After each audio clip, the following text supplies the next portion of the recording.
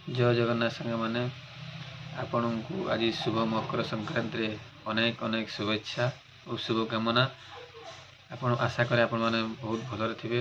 मुझे भलरे अच्छी। मोर गुरु श्री श्री ठाकुर अनुकूल चंद्र तांकर मेन उद्देश्य ये समाज को मनीष भाया कली तोड़ापी। थे श्री श्री ठाकुर को जन भक्त पचारे, ठाकुर मो पाखे तो सबू अच्छी, धन अच्छी, संपत्ति होती, मान सम्मान अच्छी, स्त्री अच्छी, पिला छुआ अच्छा, सब मो पाखे सबू अच्छी।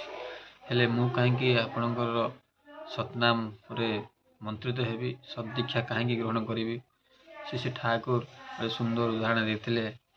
अच्छा, आप दीप देखी?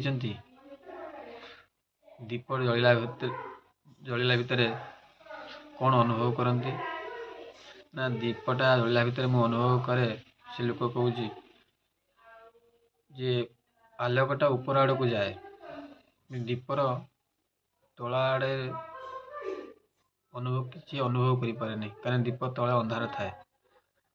कहबार उद्देश्य मनीष मान आम भविष्य कौन से आम जानी ना, आम आगू कौन आम जानी ना, किंतु आम मैंने जो प्रचेषा नहीं बंची, जो आशा नहीं बंची, जोटा आम देखुं ताकू आम देखी बचाई चेष्टा कर।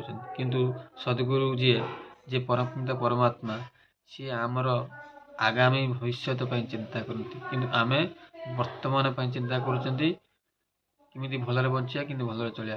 किंतु जो सद्गुरु से मनीषर भविष्य चिंता करती, मो संतान केमी भल भलरे चलो। तेणु समस्ते सद्गुरुंर शरणापन हाँवाई चेष्टा करिबा। रहिली। जय जगन्नाथ।